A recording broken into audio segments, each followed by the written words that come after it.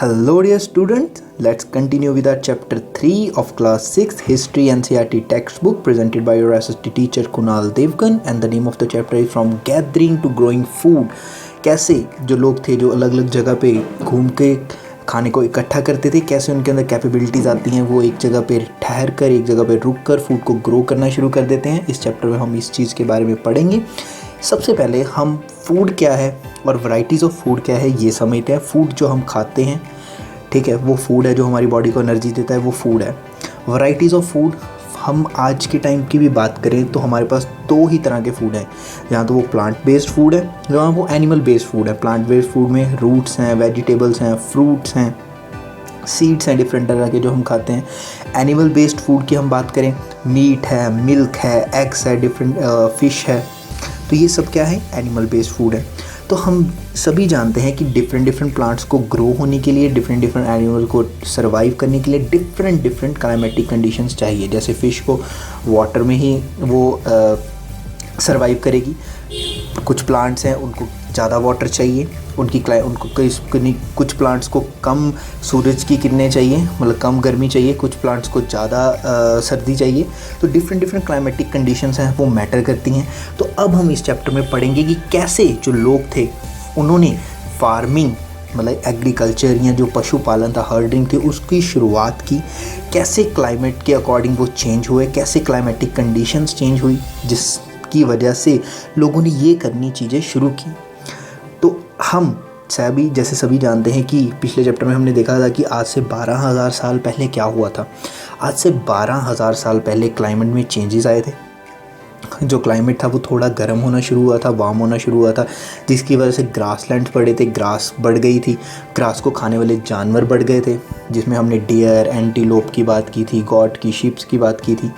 तो ये चीज़ें हमने सारी डिस्कस की थी पिछले चैप्टर में। तो इस चैप्टर में हम डिस्कस करेंगे कि कैसे जब ये जानवर बढ़ते हैं तो कैसे ये जो क्लाइमेट चेंज होता है, इसकी वजह से लोगों के अंदर प्लांट्स और एनिमल को लेके चेंज आता है। डिफरेंट लोग प्लांट्स को खाना शुरू करते हैं, डिफरेंट एनिमल्स को खाना शुरू करते हैं। उस टाइम के जो लोग थे, पीपल थे, जिसमें हम उस टाइम के मेंस हैं, वुमेंस हैं, चिल्ड्रन हैं, तो वो ये कुछ चीज़ों को ऑब्ज़र्व करते हैं। उस टाइम की जो क्लाइमेट चेंज के साथ साथ वो देखते हैं कि वो प्लेसेस को नोट करते हैं कहाँ पे एडिबल प्लांट्स उनको मिलते हैं, कि क्योंकि सभी जगह पे उनको खाने वाले प्लांट्स नहीं मिलते हैं, तो वो उन कुछ जगह को फाउंड करते हैं जहाँ पे उनको खाने वाले प्लांट्स मिलते हैं।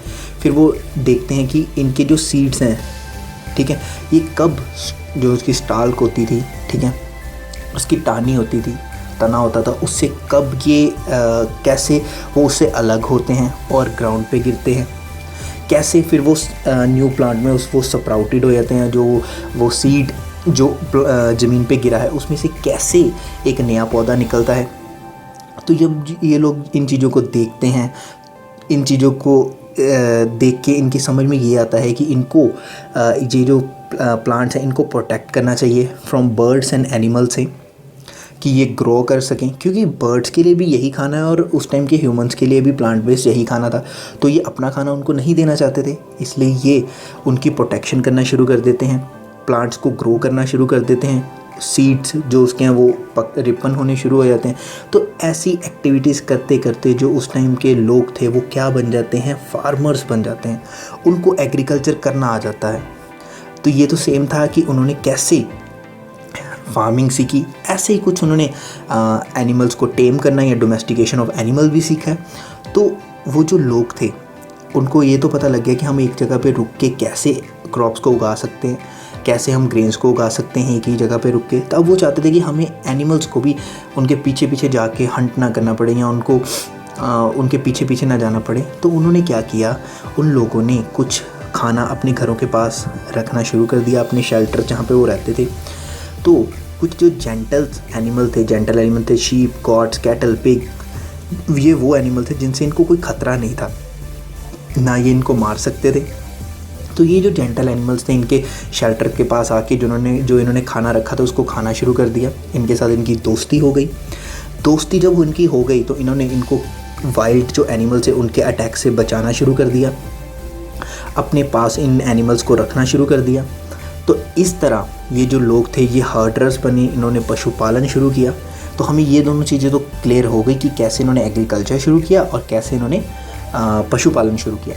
तो माना जाता है कि जो सबसे पहला एनिमल था जिसको पुराने लोगों ने टेम्ड किया था, टेम मतलब कि उसको तैयार किया कि वो ह्यूमन के साथ रह सके, ह्यूमन की बात मान सके, तो माना जाता है कि वो वाइल्ड एंसेस्टर ऑफ डॉग था, वो एक जंगली कुत्ता था।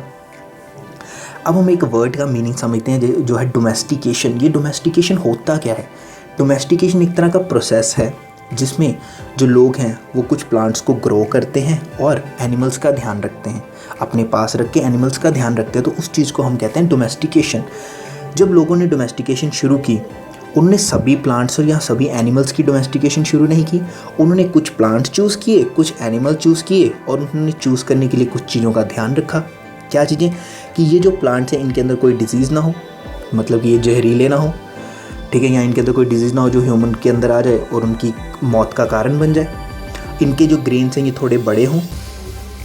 दूसरा, इनकी जो स्टाक्स हैं, जो इनकी टहनियाँ, वो थोड़ी स्ट्रॉन्ग हों कि जब ये ग्रेन्स पकें तो ये टूट के ज़मीन पे ना गिर जाए और ख़राब ना हो जाए। और capable of bearing the weight of Ripon grain, कि जब ये पके तो ये ज़मीन पे गिर के ख़राब ना हो। उनके अंदर ये इतनी कैपेबल होनी चाहिए वो स्टॉक्स कि उसके वेट को संभाल सकें। ऐसे ही कुछ एनिमल्स थे जो कुछ जेंटल हों, जो उनको मारने वाले ना हो, जो उनको किल करने वाले ना हो, और दूसरा उनके अंदर कोई डिजीज़ ना हो जो ह्यूमन में ट्रांसमिट हो जाए, ह्यूमन्स के अंदर आ जाए। तो माना जाता है कि जो हमारे अर्ली फार्मर्स या हर्डर्स थे, उन्होंने जो सबसे पहले जो क्रॉप थी या ग्रेन्स थे जिनको डोमेस्टिकेट किया था, वो मानते वीट गेहूँ था और जौ थे, बार्ले था। उसके अलावा जो अर्लीस्ट डोमेस्टिकेटेड एनिमल्स हैं उसमें हम इंक्लूड करते हैं शीप और गॉट को इंक्लूड करते हैं, कि अर्लीस्ट टाइम पे जो लोग थे इन्होंने शीप और गॉट को डोमेस्टिकेट किया था। हमें भी पता है शीप और गॉट को आज भी हम डोमेस्टिकेट करते हैं, उनके वूल को यूज़ करते हैं, उनके दूध को यूज़ करते हैं। तो ऐसे करते करते एक न्यू वे ऑफ लाइफ शुरू हो जाता है इन लोगों के अंदर। पहले क्या था? पहले ये लोग हंटिंग और गैदरिंग करते थे सिर्फ, फिर इन्होंने पशुपालन करना भी शुरू कर दिया, फिर उन्होंने प्लांट्स को ग्रोइंग करना भी शुरू कर दिया। तो हम इनके जो न्यू वे ऑफ लाइफ में चेंजेस आ रहे हैं ना, इसके बारे में डिस्कस करते हैं कि कैसे पैलियोलिथिक फेज़ था, जब पैलियोलिथिक फेज़ में ये सिर्फ हंटिंग गैदरिंग करते थे, मेसोलिथिक फेज़ में इन्होंने डोमेस्टिकेशन ऑफ एलिमेंट शुरू कर दिया था। और न्यूलिथिक जो इस चैप्टर का बेस है, इस चैप्टर में आते आते इन्होंने क्या शुरू कर दिया था? इस चैप्टर में आते आते इन लोगों ने एग्रीकल्चर, इन लोगों ने फार्मिंग शुरू कर दी थी। इन लोगों ने क्या शुरू कर दिया था? इन लोगों ने ग्रेन्स को उगाना शुरू कर दिया था। तो पहले इन्होंने प्लांट को ग्रो करना शुरू किया। वो इन लोगों ने, क्योंकि प्लांट को ग्रो करना है कि एक जगह पे इनको रुकना भी ज़रूरी था, क्योंकि ये थोड़ा कि प्लांट को ग्रो करके चले गए फिर कई महीनों बाद आए देखा कि ये उग गया, ऐसा थोड़ा होता है कि ये ग्रो कर गया। इन्होंने वहाँ पे रहना शुरू किया, उस प्लांट्स की टेक केयर करनी शुरू की, उसको वाटरिंग करनी शुरू की, उसकी वीडिंग, उसको कीड़े मकोड़ों से बचाना शुरू किया, उसको एनिमल्स और बर्ड्स को वहाँ से हटाना शुरू किया। फिर धीरे धीरे जो उन्होंने वो प्लांट ग्रो किया था उसके फूड ग्रेन जो थे वो रिपन हुए, ठीक है, वो पके। उन्होंने उसकी हार्वेस्टिंग की, उसको स्टोर किया, किसमें? अलग अलग पोट्स में, क्ले के वूवन बास्केट्स में और अंडर द ग्राउंड उन्होंने इसको स्टोर करना शुरू किया। तो ऐसे इन लोगों ने स्टोरिंग ऑफ फूड ग्रेन शुरू की। ऐसे ही इनके दिमाग में आइडिया आया कि हम एनिमल को भी स्टोर करें। अब इनको पता लग गया था कि एनिमल मल्टीप्लाई कैसे होते हैं, इनकी प्रोडक्टिविटी कैसे होती है, ठीक है। तो एक तरह से जो एनिमल था वो ऑलरेडी इनके लिए फूड का सोर्स था। जब वो इनको मिल्क देता था, जब इनको भूख लगे तो अपने उसको एनिमल को मार के ये खा सकते थे उसका मीट, है ना। तो एक तरह से एनिमल भी था जो स्टोर ऑफ फूड बन जाता है इनके लिए। फिर क्या होता है कि ये लोग, इनको ये समझ लग जाती है कि अब हम एक जगह पे रहना शुरू करके ये सारी चीज़ें हम एक ही जगह से इकट्ठी कर सकते हैं। तो अब हम जहाँ पे ये लोग एक जगह पे इकट्ठा रहते थे, हम उन जगहों की बात करेंगे, ठीक है। Finding out about the first farmers and herders, कि हम फर्स्ट जो फार्मर्स या हर्डर्स थे अपने टाइम के, हम उनकी बात करेंगे। ये कहाँ पे रहते थे, ये कहाँ पे ये सारी एक्टिविटीज़ करते थे। जैसे जो हमें सबसे पुराने एविडेंसेस मिलते हैं फार्मर्स और हर्डर्स के, हमें नॉर्थ वेस्ट में मिलते हैं। नॉर्थ वेस्ट वाला कौन सा एरिया? जो हमारा पाकिस्तान वाला एरिया है, इसको हम नॉर्थ वेस्ट वाला एरिया कहते हैं। ईस्ट में मिलते हैं जो हमारा असम और अरुणाचल प्रदेश वाला एरिया है, हम इसको ईस्ट कहते हैं। और साउथ इंडिया में मिलते हैं early evidences of first farmer और हर्डर, कि सबसे पहले फार्मर और हर्डर्स कहाँ पे रहते थे। तो इन एविडेंसेस में हमें क्या मिलता है कि जिससे हमें पता लगता है कि अर्ली फार्मर्स और हर्डर्स यहाँ पे रहते थे। हमें प्लांट्स मिलते हैं, हमें एनिमल्स की बोन्स मिलती हैं, हमें रिमेन्स ऑफ बर्न्ट ग्रेन्स मिलते हैं। ग्रेन्स तो अभी तक मतलब रह नहीं ना सकते थे, तो कुछ जो ग्रेन्स थे उस टाइम जो बर्न्ट हो गए, जो जिनको आग लग गई थी, वो चार कोल्ड फॉर्म में आ गए थे, वो ग्रेन्स हमें मिलते हैं, जिससे हमें पता लगता है कि कौन सी डिफरेंट ग्रेन्स जो थे ये लोग यूज़ करते थे, खाते थे। हमें डिफरेंट बोन्स मिलती हैं, जिससे हमें ये पता लगता है कि कौन से डिफरेंट एनिमल्स जो थे जो जिनको ये खाते थे या जिनको इन्होंने डोमेस्टिकेट किया था। तो इसी चीज़ को ध्यान में रखते हुए हम कुछ इम्पॉर्टेंट साइट्स की बात करते हैं, उन प्लेसेस की बात करते हैं जहाँ से हमें इनके रिमेन्स मिलते हैं, हमें डिफरेंट चीज़ें मिलती हैं, जहाँ से हमें ग्रेन्स मिलते हैं, जहाँ से हमें बोन्स मिलती हैं।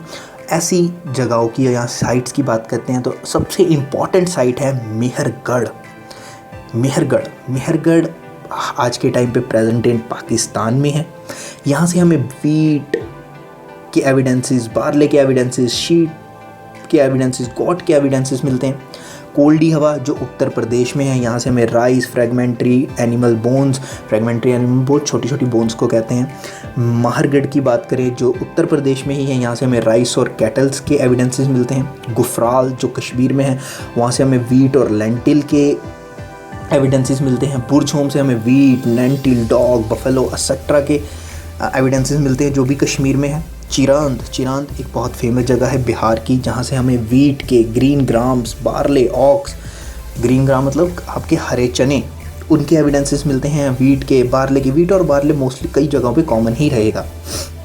उसके बाद हमें हलूर जो आंध्र प्रदेश में जगह है, वहाँ से हमें मिलेट कुछ ऐसे ग्रेन्स होते हैं जो थोड़े इन्फीरियर क्वालिटी के माने जाते हैं, पर ये हाईली न्यूट्रिशियस होते हैं, उनको हम मिलेट्स कहते हैं।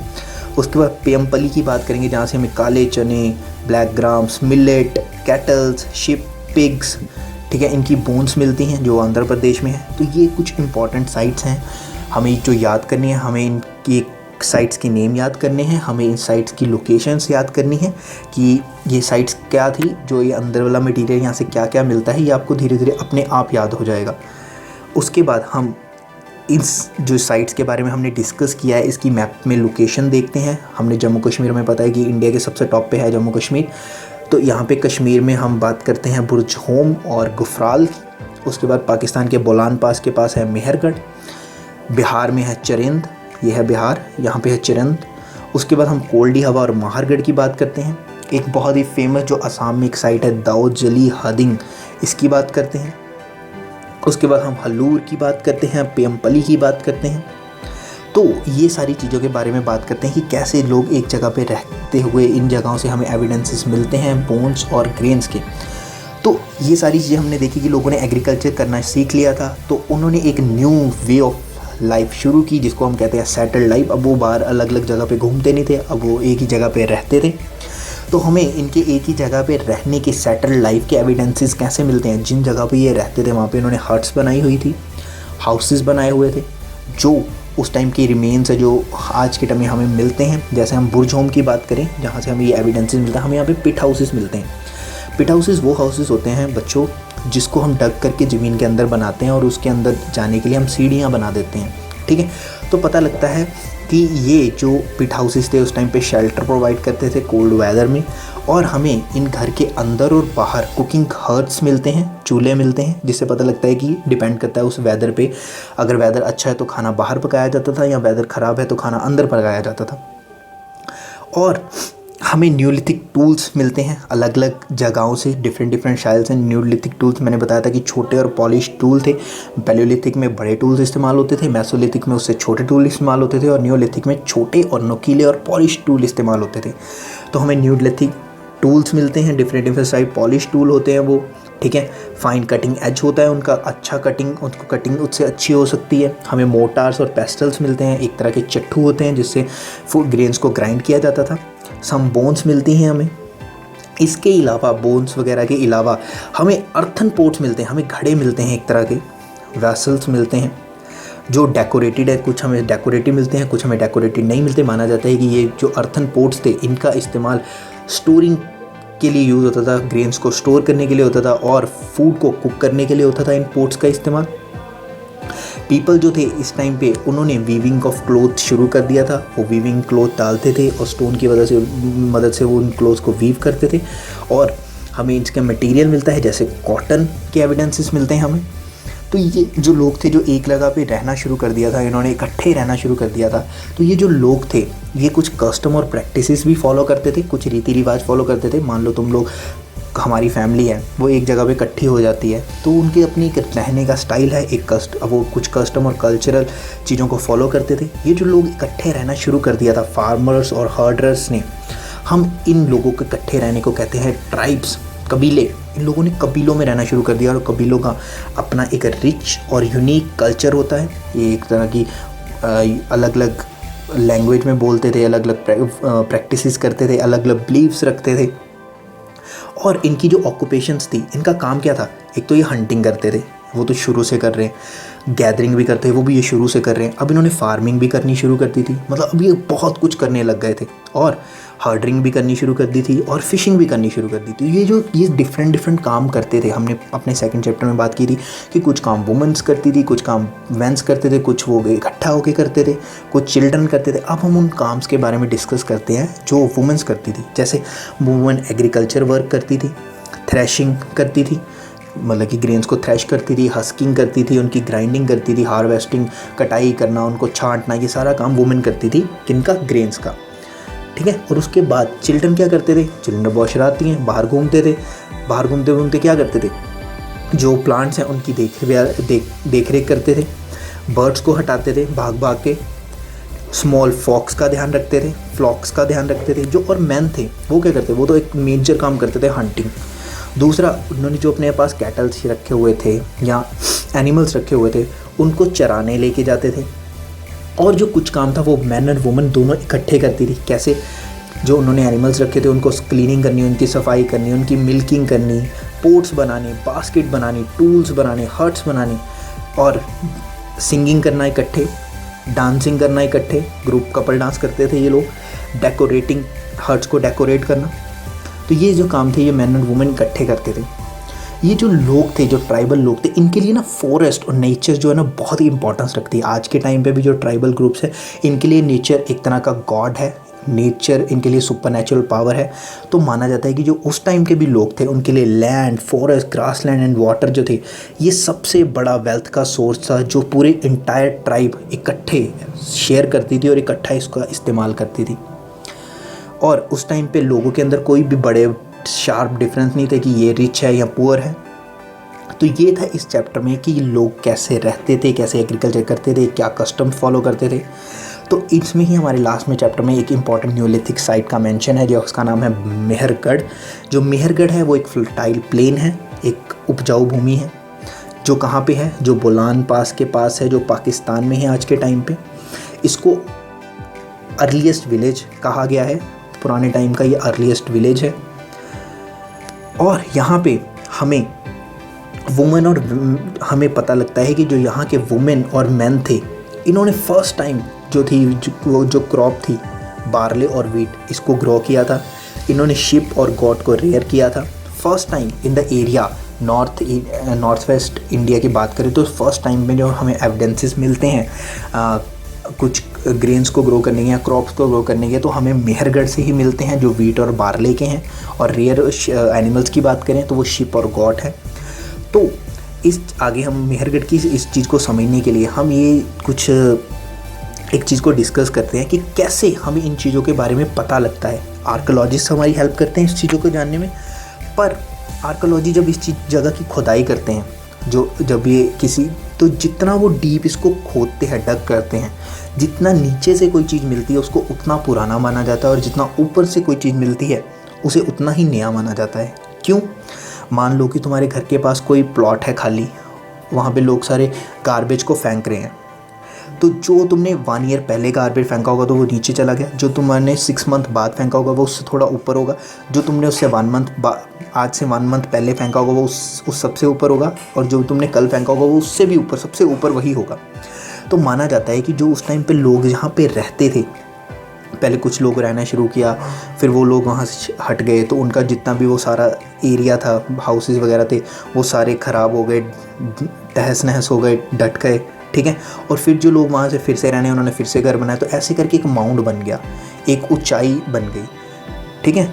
और जितना जो पुराने लोग थे उनके घर वगैरह उतने ही नीचे होते गए, उनके ऊपर और घर बनते गए।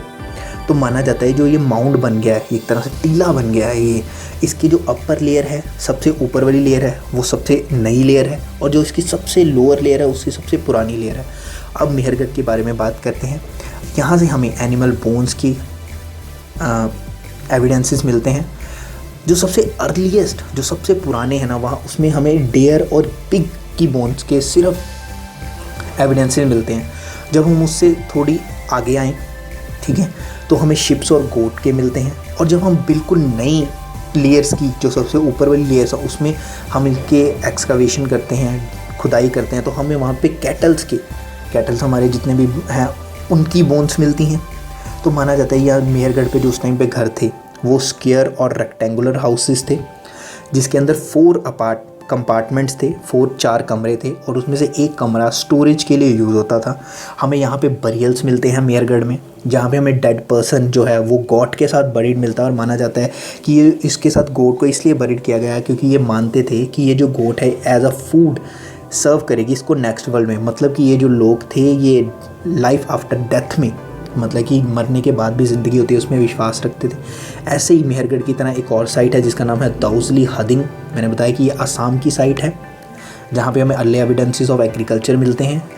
और ये जो साइट है ये ब्रह्मपुत्रा वैली में है, ब्रह्मपुत्रा हिल्स में है। उसके बाद वैली में है। उसके बाद जो ये स्टोन टूल्स हैं यहाँ से हमें मिले, उसमें मोटार्स मिले हैं, हमें पेस्टल्स मिले हैं, मैंने बताया ये चट्टू है एक तरह से। और ग्रीन ग्रोइंग के हमें एविडेंसेस मिले हैं यहाँ पे। हमें यहाँ पे जेटाइट के एविडेंसेस मिले हैं। जेटाइट एक तरह का प्रीशियस स्टोन होता है, जिसे माना जाता है कि उस टाइम पे चाइना से इंडिया उस नॉर्थ ईस्ट वाली साइड पे यहाँ दौजी हदिंग में आया है। हमें फॉसिल वुड्स के एविडेंसेस मिले। फॉसिल वुड होती है जो उस टाइम पे वुड के कुछ चीज़ें बनती हैं तो टाइम के बाद वो हार्डन स्टोन में कन्वर्ट हो जाती हैं, उसे हम कहते हैं फॉसिल वुड्स। हमें पोट्री के एविडेंसेस मिले हैं। और एक और हम साइट की बात करेंगे जो टर्की की साइट है, जिसे हम कहते हैं कैतल हयूक।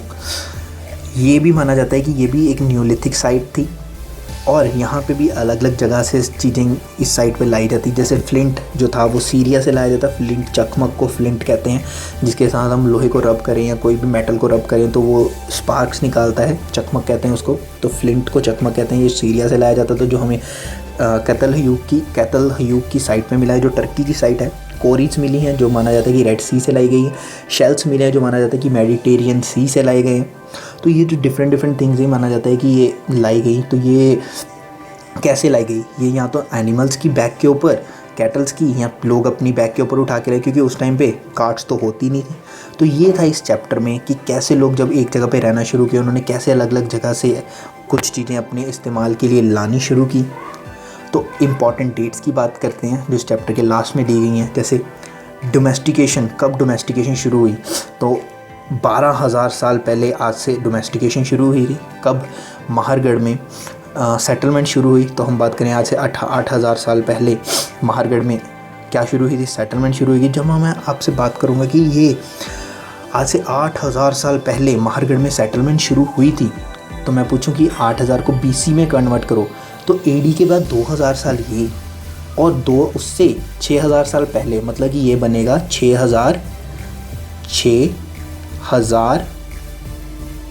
क्या बनेगा? 6,000 BC बनेगा। ठीक है, तो ये था इस चैप्टर में। Thank you for watching. अगर कोई भी डाउट हो आप मेरे को कॉल करिए।